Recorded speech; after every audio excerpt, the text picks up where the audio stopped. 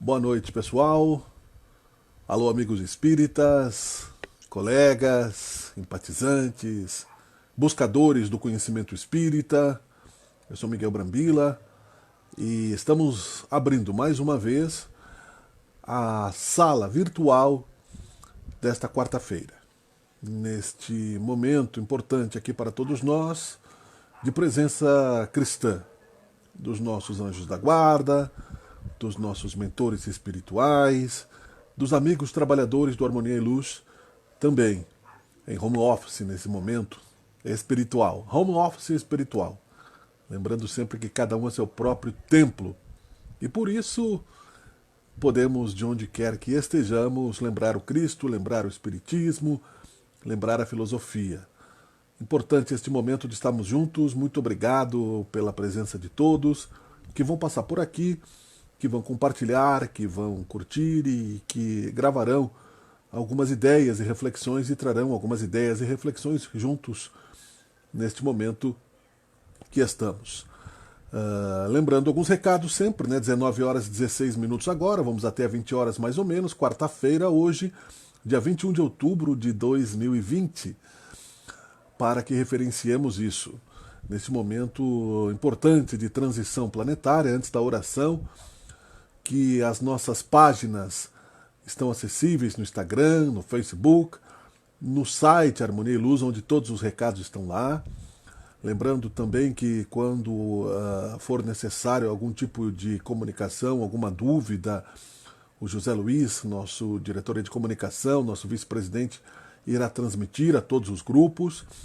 Agradecendo também aí ao nosso querido presidente Denizar Cardoso, que está sempre, né, trazendo a sua alegre presença, e as lives de todo esse pessoal aí que tem trabalhado. Também lembrando que temos na página do Facebook a lojinha virtual da Casa Espírita, o brechó virtual, peças com preços de caridade realmente, para as despesas da casa, para que se possa manter aí a nossa diretriz cristã espírita como colaboradores. E vai passar essa pandemia, vamos aguardar. Bem provável que o retorno mesmo físico só seja aprovado lá por março de 2021, devido ao risco, muitos médiuns têm grupo de risco, e, portanto, há muita preocupação válida nesse sentido, como ficam os trabalhos espíritas, o mediúnico principalmente. Nós podemos, uma hora dessas, fazer um trabalho conversando somente sobre isso, lembrando que quem tem a mediunidade bastante aflorada deve estar sentindo-se bastante sensível neste momento, tendo sonhos, lembranças de sonhos, alguns aparentes pesadelos, mas não são trabalhos que estamos colaborando no plano de desprendimento físico quando dormimos, né? De acordo com a nossa própria disponibilidade como espíritos, porque as decisões partem do espírito, do corpo. Enquanto repousa, o espírito ainda está consciente no seu livre-arbítrio. Obrigado, então, pela presença de todos. Vamos fazer uma oração por gentileza. Eu peço que Deus nos ilumine, que nos abençoe, que Jesus esteja conosco neste momento, para que nós possamos trazer boas ideias para o movimento espírita juntos, neste momento de motivação e de necessária ampliação do aprofundamento da nossa fé. Muito obrigado, Senhor Jesus, pela tua presença. Seja feita a tua vontade, querido Deus, e que assim seja.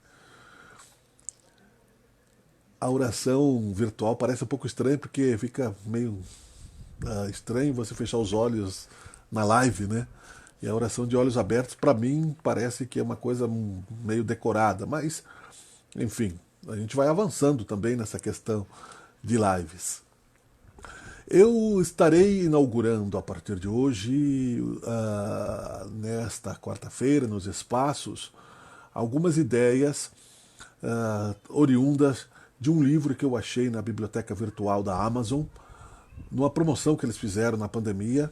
Mas este livro é físico, até tem em PDF, quem não quiser comprá-lo pode baixar em PDF, porque também é conhecimento e se colabora com a divulgação do espiritismo, e fisicamente pode se colaborar com outra forma, né? Muita gente prefere comprar o livro para colaborar com o movimento, isso é importante.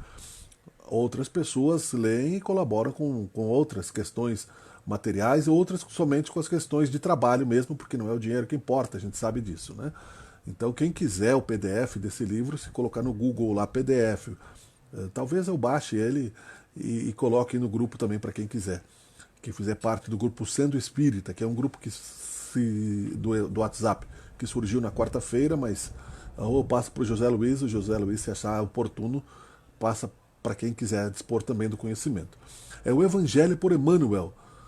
Sabe-se que Emmanuel foi o mentor de Chico Xavier por vários anos, durante todo o exercício da sua mediunidade. Sabe-se que ele é o ministro das comunicações no nosso lar, retratado na história, e foi efetivamente o ministro das comunicações em nosso lar. Uma das suas reencarnações foi o senador Públio Lentulus, no tempo de Jesus Cristo, que precisou inclusive ajudar a derrubar o imperador Nero, devido às forças espirituais estarem influenciando no Império Romano. Ele, quando perdeu a sua esposa, porque ele não acreditava em Jesus, e a sua esposa se tornou cristã, a Lívia, e foi levada ao Coliseu, e devorada por leões e não negou ao Cristo, ele desanimou da vida. Mas, em desdobramento espiritual, um outro senador estimulou que ele ficasse encarnado, porque eles precisavam dele naquele plano físico para trabalhar na deposição de Nero. Então vejam que Emmanuel, né, esteve presente na história também do Império Romano, com uma clara intervenção do plano espiritual num dos maiores impérios que a história já teve, mais recente, e bem provável que estivéssemos passado por ele nessas intrigas políticas que estão acontecendo no Brasil hoje em dia, né, com muita bancarrota política e corrupção principalmente, devido ao excesso de materialismo. Os romanos tinham uma missão de ampliar as fronteiras do conhecimento grego, da cultura greco-romana, tinham uma missão espiritual, mas se perderam pela violência, se perderam pela falta de caráter e pela sua perversão. Eram exilados, a maioria dos espíritos, muito fortes intelectualmente, e tinham aí a missão de transmitir ao mundo global da época um pouco de civilidade. Falharam em grande parte, mas avançou-se em algumas coisas que até hoje se admiram. Mas na pior parte da sua história foram terríveis guerreiros, terríveis bandoleiros, mercenários, onde o poder pelo poder valia pela força da espada. Que no meio deles Jesus disse a Pedro, lembrando que quem com ferro fere, com ferro será ferido, lembrando Jesus em meio aos romanos, de que vale o homem ganhar o mundo e perder a sua alma, lembrando Jesus outras tantas questões, dizendo claramente, ele, Jesus, que está no comando do plano Terra até hoje, das galáxias próximas, das galáxias não, da constelação próxima aqui da Terra, são 5 planetas que Jesus comanda, entre eles o planeta Terra, que passaria aquela geração, outras gerações, não sobraria pedra sobre pedra no Império Romano, já estava determinado pelo plano espiritual, e que as suas palavras não passariam. Vejamos que Chico Xavier teve também grande influência na questão de trazer esta parte da civilização da história humana no livro Há 2000 anos, onde o protagonista é o senador Públio Lentulus, e 50 anos depois, que é uma reencarnação do próprio senador, o Públio Lentulus, que daí volta como escravo. E é um livro essencial da doutrina espírita, é um entretenimento, é um romance histórico com fatos da memória astral de ambos, né, tanto de Chico Xavier quanto de Emmanuel, que retratou, né, aquilo psicografando numa bela obra, uma excelente, uma sensacional obra que vale ser lida, relida e estudada. Como diz o Geraldo Lemos, palavra por palavra. São revelações. Nesse momento, nós estamos, então, falando sobre Emmanuel, dizendo que este livro, o Evangelho por Emmanuel, merece a leitura e merece as nossas reflexões. Na abertura aqui, eu separei, eu estou com a biblioteca da Amazon aberta em minha frente, para referenciarmos algumas questões. Eu não vou ler todo o prefácio do livro, porque ele é bastante longo. Em partes aqui, só para entendermos o que significa os Atos dos Apóstolos.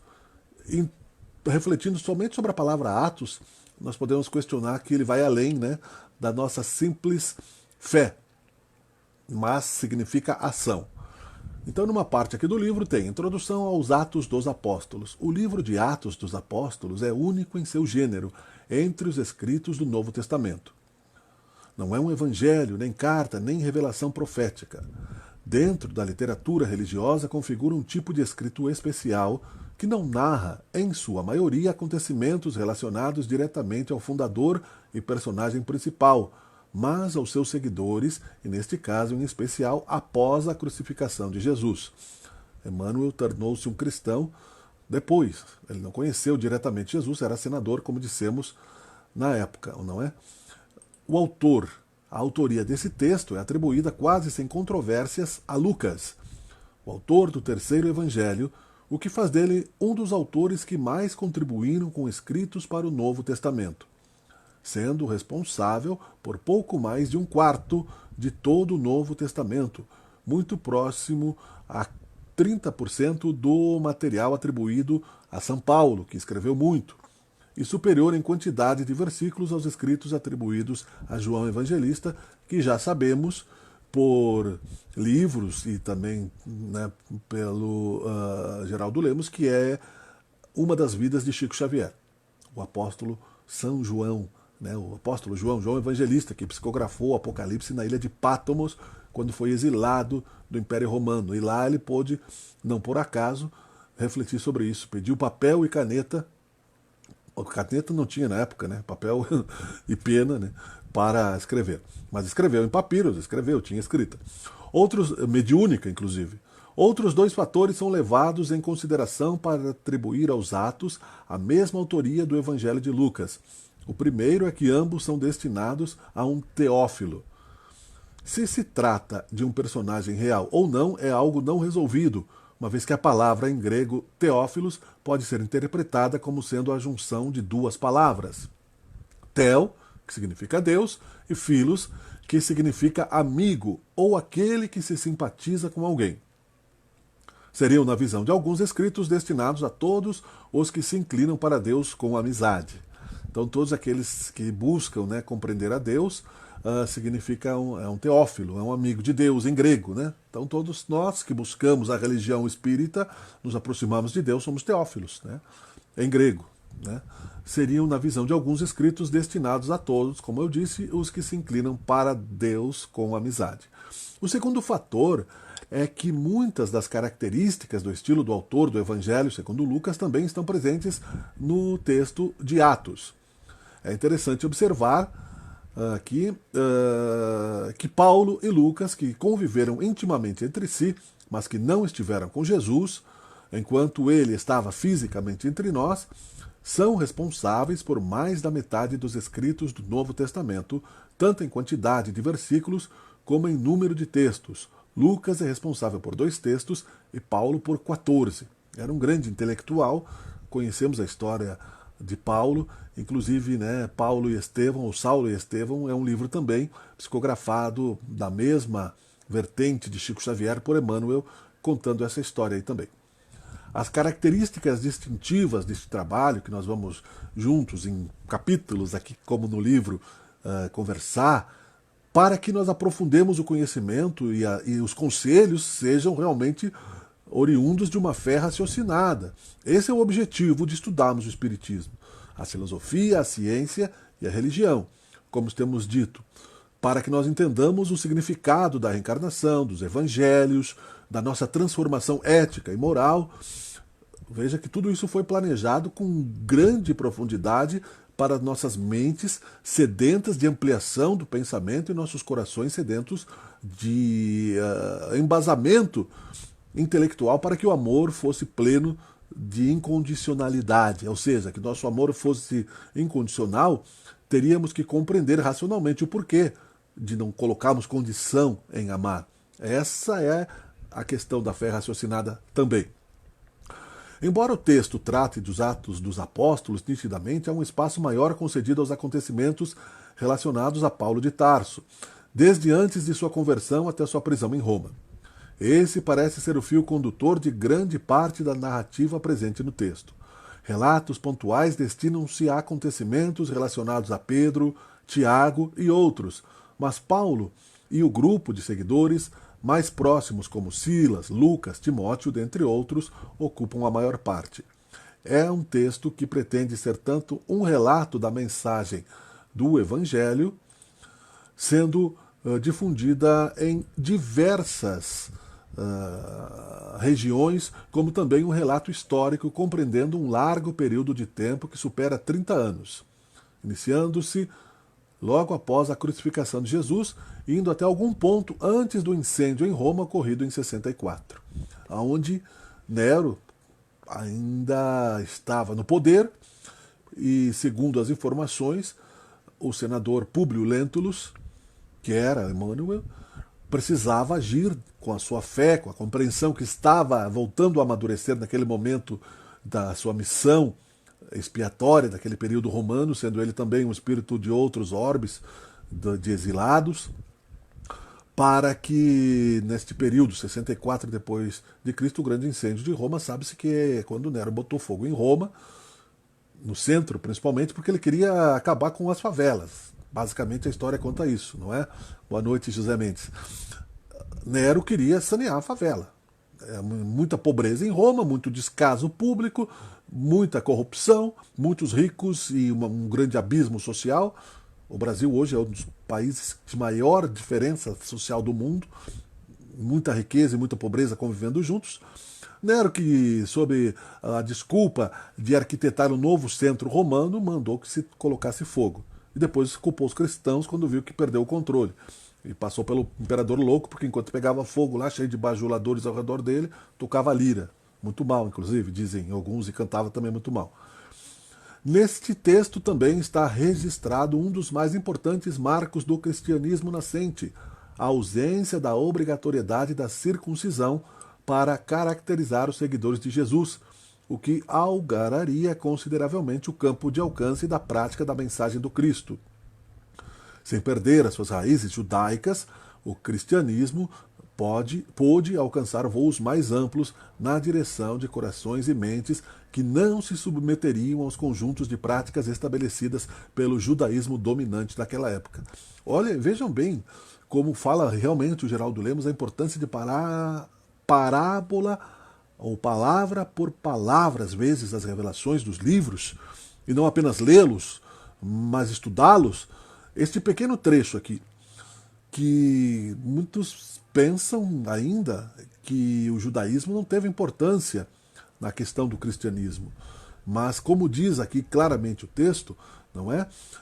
Apesar de a mudança dos atos exteriores, porque ainda se tem dentro do judaísmo, que também acredita na reencarnação, a necessidade da circuncisão, que o pessoal pode pesquisar o que é, não precisa explicar aqui nesse momento, tendo sido um debate, aliás, entre os apóstolos, porque havia alguns que eram contra dentro da cúpula dos apóstolos, sendo retirada no início da Igreja Católica, aliás, na Igreja Cristã, porque depois ela virou católica quando virou a Igreja Oficial do Império Romano, que é uma outra questão também, que tem livros, aliás, mediunicamente psicografados sobre isso. Veja quantas coisas nós precisamos estudar e entender para compreendermos a nossa responsabilidade em aqueles que muito receberam, muito se pede no termo de ampliação da visão do momento espiritual que se vive e da nossa participação, comportamento, né, e importância humilde em divulgarmos o Evangelho de Cristo como a nova boa nova, novamente, né?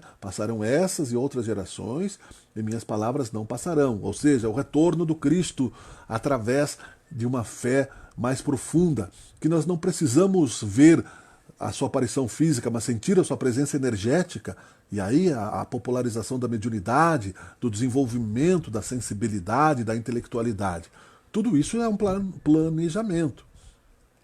Então aqui nesse pequeno trecho, parei apenas para fazer um relato, ainda não entrei na questão do capítulo 1, como testemunhar, mas citando que nós temos raízes, nós espíritas temos raízes, o cristianismo dentro do judaísmo, depois se transformou o cristianismo nos primeiros tempos numa religião ampla e reencarnacionista, virou a Igreja Católica Apostólica Romana, teve as suas reformas e depois se ampliou em muitos evangelhos, e a nossa participação aqui como espíritas é a parte do nascimento da codificação do espiritismo através de Allan Kardec, que é também uma das vidas de Chico Xavier, como temos dito.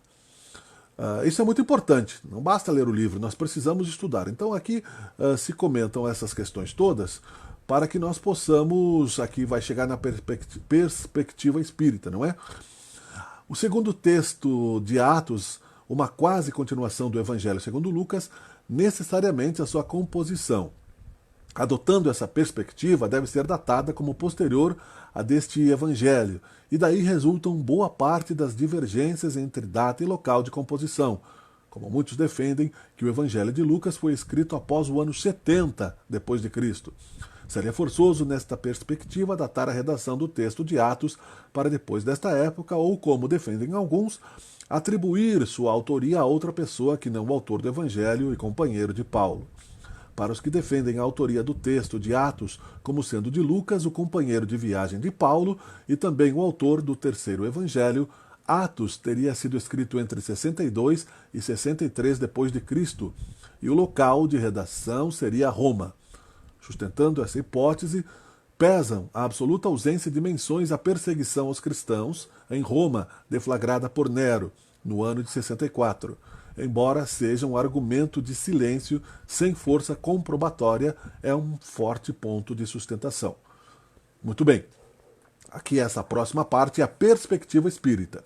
O texto de Atos não é simplesmente um relato histórico, mas um conjunto de vivências e experiências de indivíduos que passaram a seguir a mensagem da Boa Nova, passaram a seguir a mensagem de Jesus, que a vida é eterna, que aquele terrível impositor e dominador Império Romano, que carregava o mal, a sombra do peso da espada, da corrupção, e aquele judaísmo corrupto do Sinédrio, que crucificou Jesus porque o considerou um empecilho para a sua contaminação da época, que queria um poder material, inclusive, né, o religioso e material, seguindo Jesus, acabaram sofrendo muitas coisas, não é? A boa nova era que a vida não era deste plano, que a vida é espiritual. A boa nova eram as revelações do mundo espiritual, que os apóstolos tinham com clareza. Da mesma forma que nós temos hoje, já há bastante tempo, mais de século, dentro da doutrina espírita. Não somente aqueles que veem, mas aqueles também que sentem.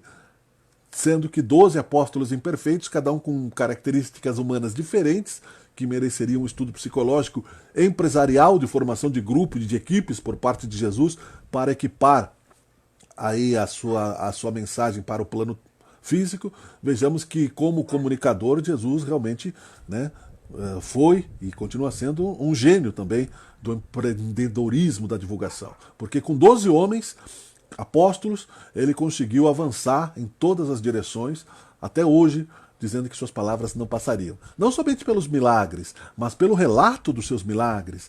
Porque Jesus, por exemplo, Buda, onde estão os relatos das coisas que foram feitas em torno de Buda? Algumas coisas em torno de Krishna. São os seguidores que fizeram com que isso tornasse Jesus o mestre maior de todos nós e que nos auxilia, independente das nossas imperfeições, sejamos quem sejamos, né? Cada um segundo as suas obras, mas também na misericórdia infinita de Deus. Aos poucos vamos entendendo a ampliação do universo. O seu valor nesse sentido supera o de repositório histórico, como dizemos da perspectiva espírita, para representar os desafios de ontem e de hoje, no entendimento e na prática da mensagem consoladora do Cristo. Nem sempre esse aspecto é facilmente desprendido, dadas as características culturais, linguísticas e históricas do momento em que o texto foi redigido.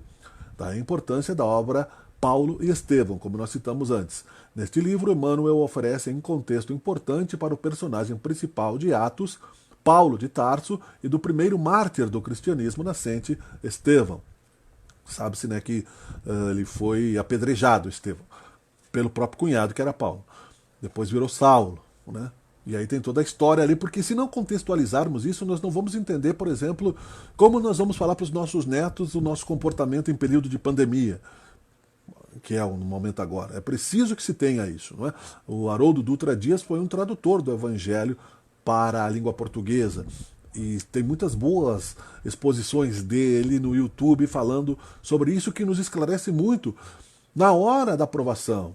Muita gente pensa que esse conhecimento pode não ser tão necessário assim, mas é muito importante que se tenha, porque nós vamos então entender a posição de continuar e persistir mesmo quando você está em profundo desespero, na hora da simplicidade mesmo, do testemunho.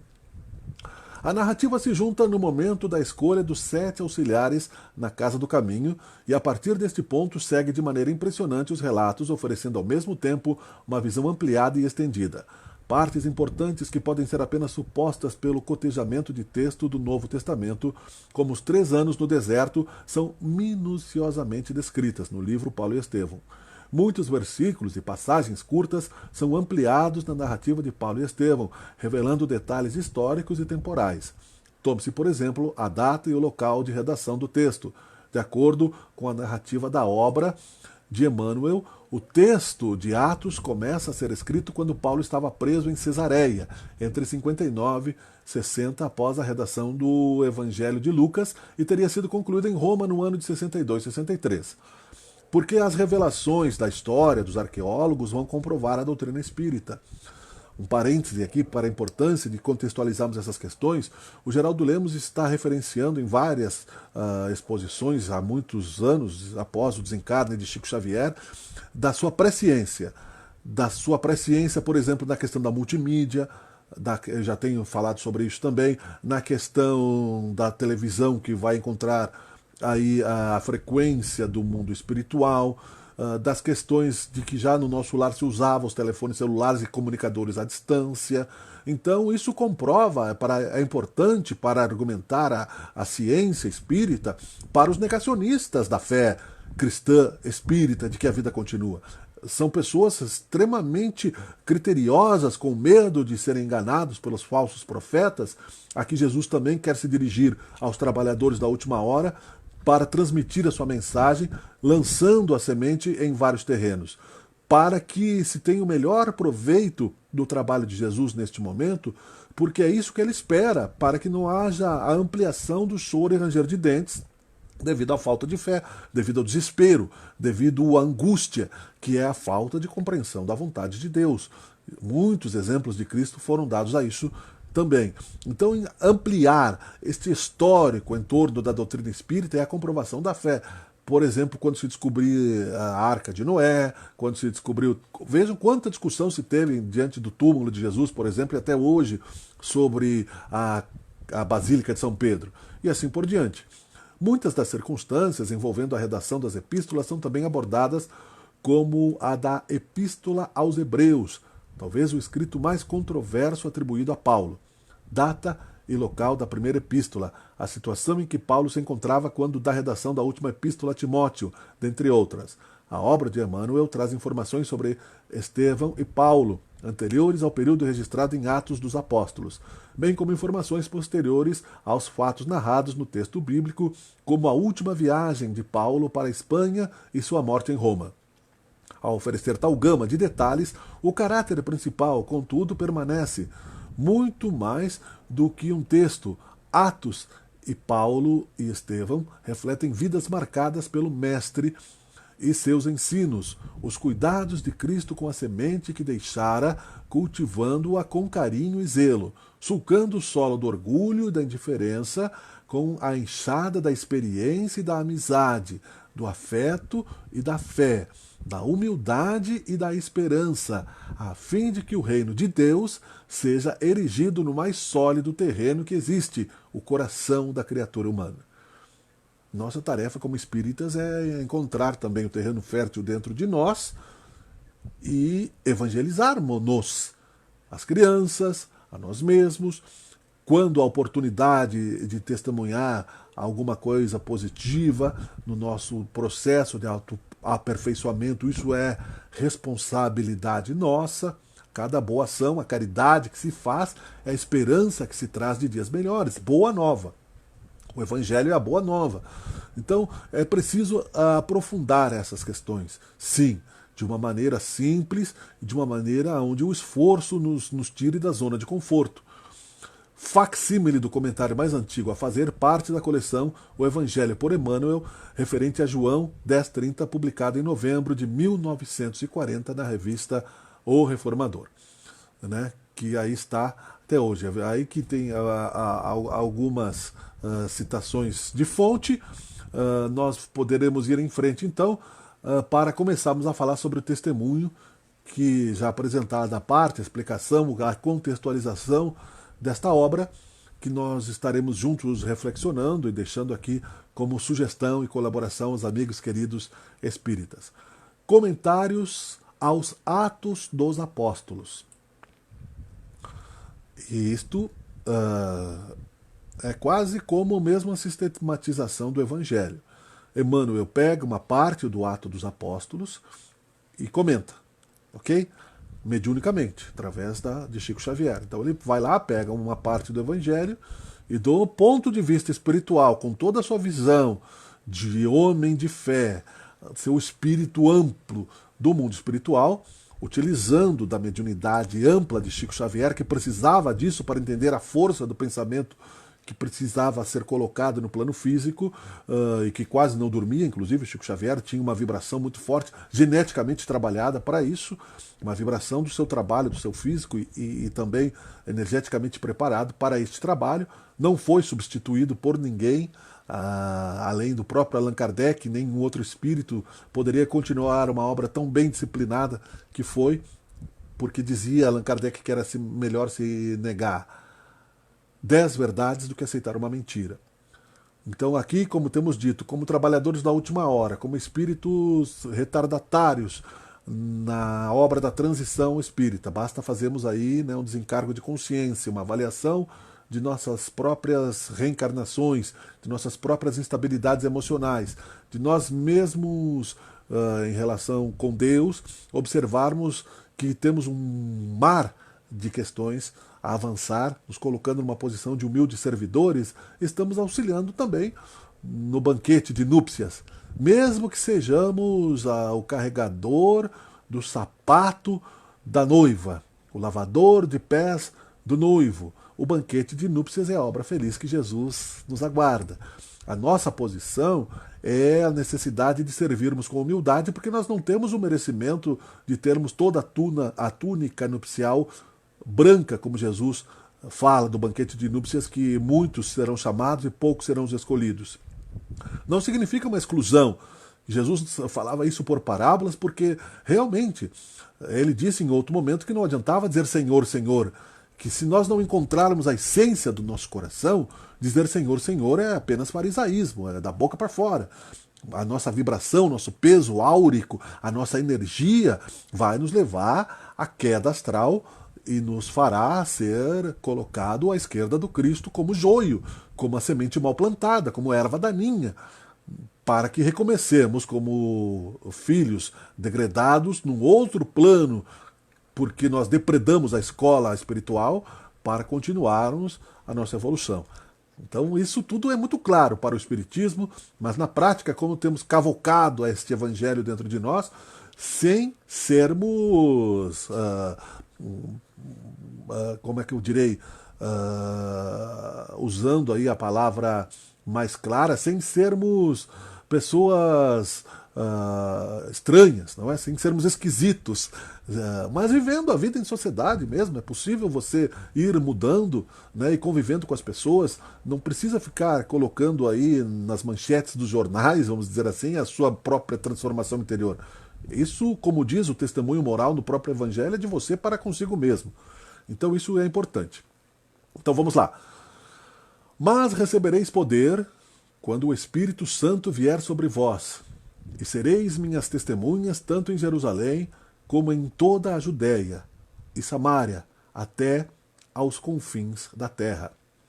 Isso está no Evangelho tradicional, Atos dos Apóstolos, escrito aí, como disse, toda a introdução, por João, por Paulo, por Timóteo. Emmanuel, então, comenta: como testemunhar? Realmente, Jesus é o Salvador do mundo, diz Emmanuel. Aqui então abro aspas para ele. Mas não libertará a terra do império do mal sem a contribuição daqueles que lhe procuram os recursos salvadores. Ou seja, nós, não é? Eu vou pontuar porque fica mais fácil. Está bem pontuado no livro. Nós procuramos Jesus em algum momento e depois de recebermos a sua bênção, precisamos, por gratidão, por respeito, trabalharmos para ajudá-lo. Porque caso contrário fica bem complicado para o próprio Jesus. Tenha paciência e pede a nossa colaboração. Emmanuel continua: o Divino Mestre, portanto, precisa de auxiliares com atribuições de prepostos e testemunhas em toda parte. Ou seja, no Oriente Médio, na África, na China, nos Estados Unidos, falando só do plano Terra, nos planos espirituais próximos, em Caxias do Sul, no Esplanada, no Harmonia e Luz, em São Paulo, onde quer que estejamos, o testemunho é importante porque a vida está no universo.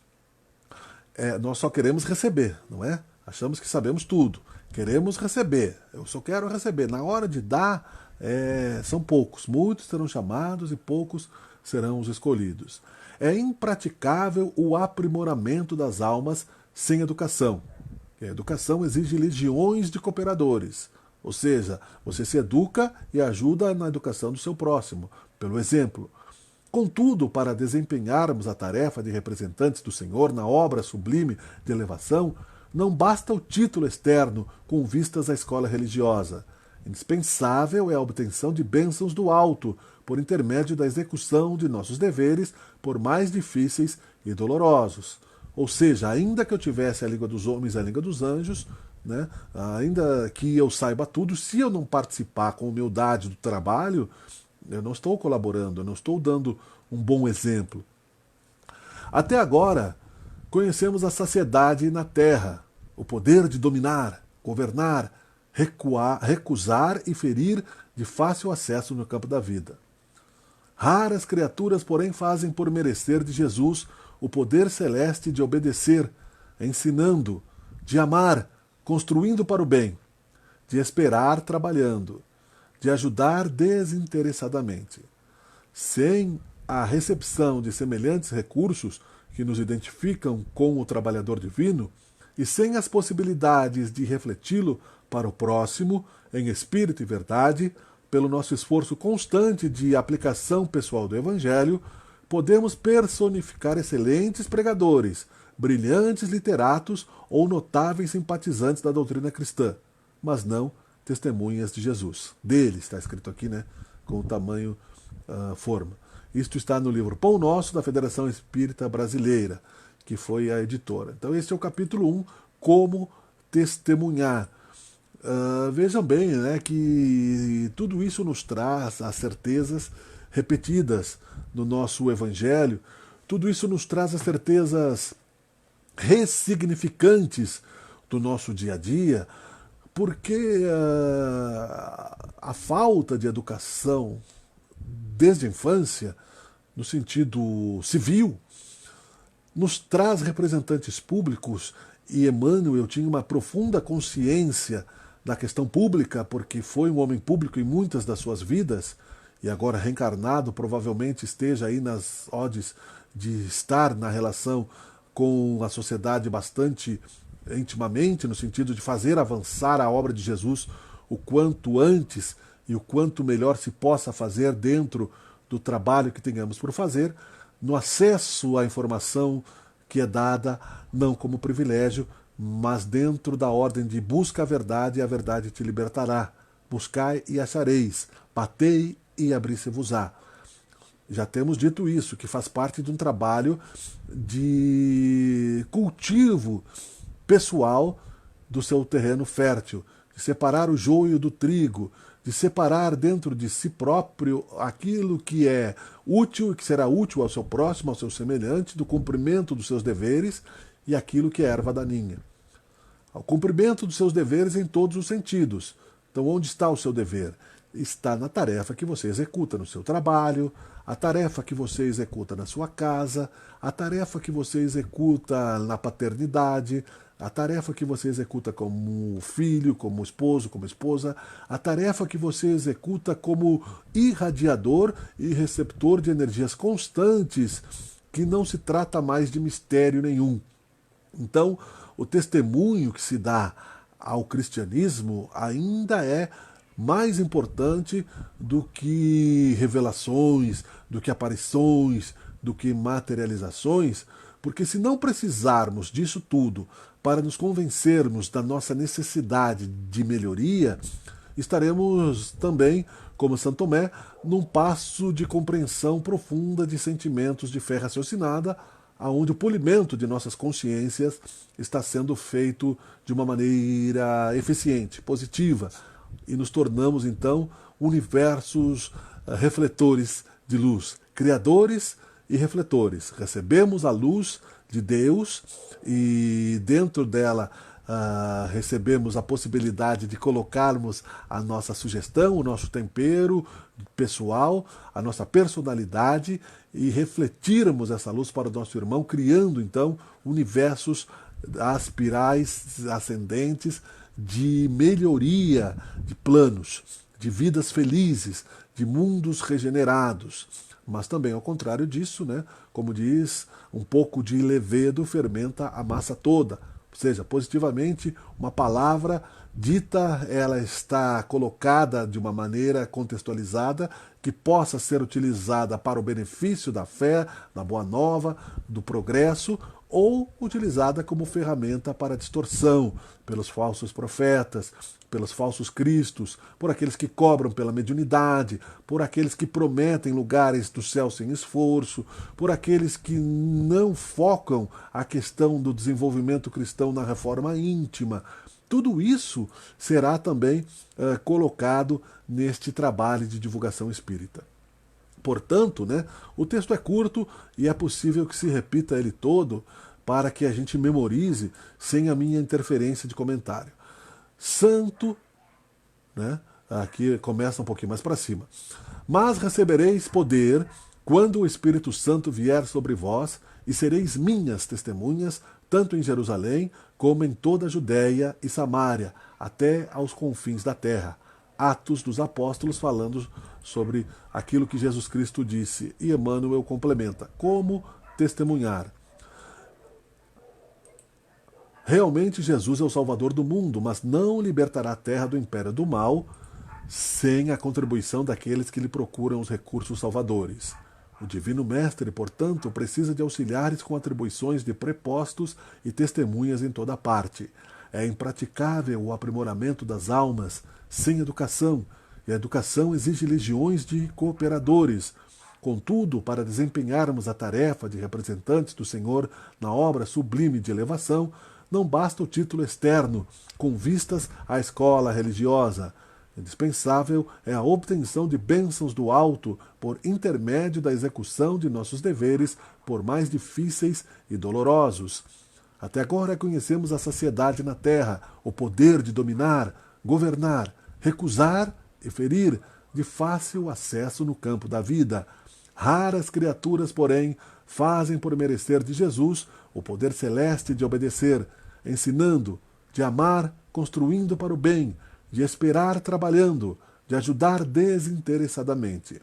Sem a recepção de semelhantes recursos que nos identificam com o trabalhador divino e sem as possibilidades de refleti-lo para o próximo em espírito e verdade, pelo nosso esforço constante de aplicação pessoal do Evangelho, podemos personificar excelentes pregadores, brilhantes literatos ou notáveis simpatizantes da doutrina cristã, mas não testemunhas dele. É o suficiente, não é? Pão Nosso, Federação Espírita Brasileira.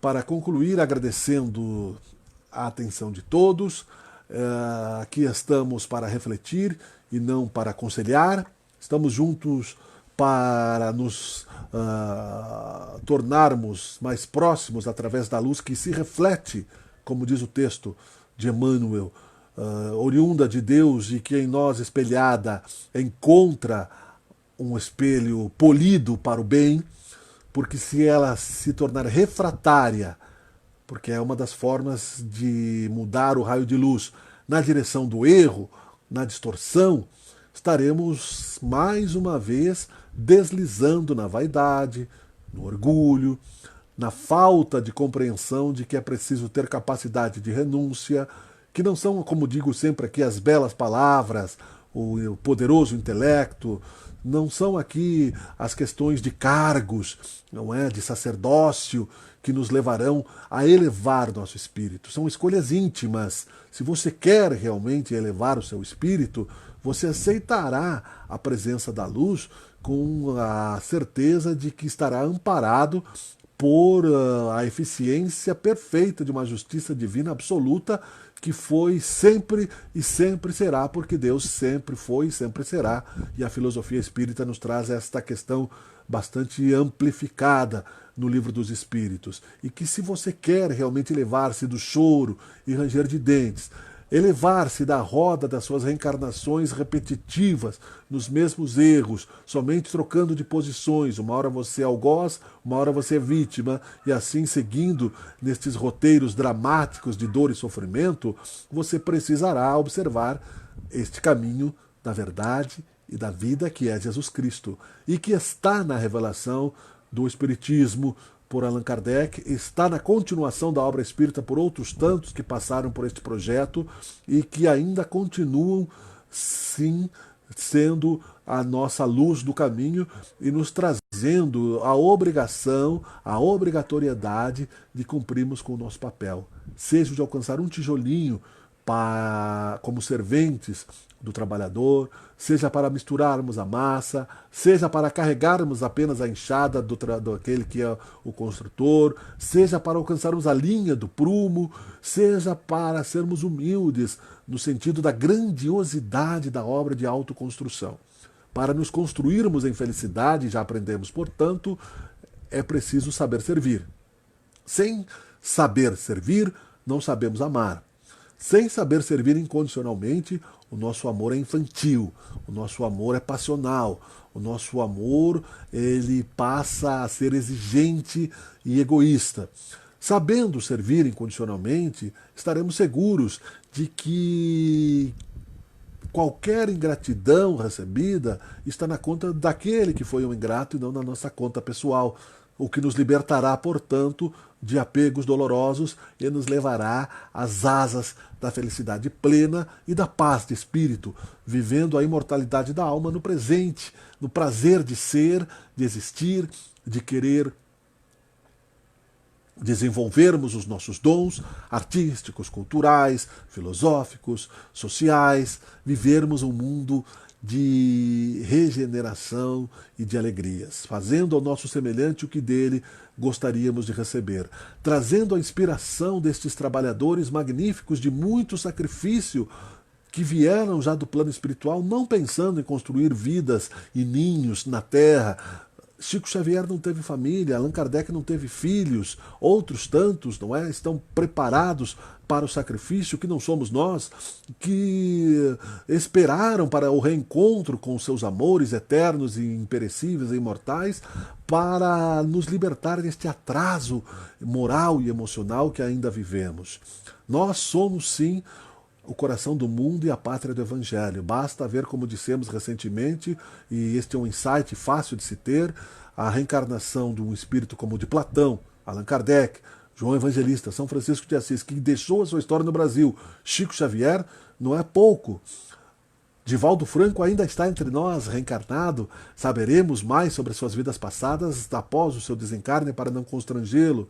O retorno de Emmanuel, que já está amadurecendo os seus dons e aparecerá discretamente, trazendo-nos também a direção, o leme de Jesus, que é, acima de tudo, o nosso irmão e que, sendo nosso irmão, também se coloca na condição de humilde expansor da obra que é de Deus. Jesus sempre disse isso, eu e meu Pai somos um, e é por isso que estamos juntos a construir um reino de paz e de felicidade. Cristo, sendo nosso irmão mais velho, dizia isso porque ninguém vai ao Pai senão por mim, porque a sua vibração astral de tamanha luz ela estava próxima à compreensão do Cristo cósmico e do próprio Deus Criador. Nós não sabemos nem o que é pensamento nosso e o que é pensamento do obsessor.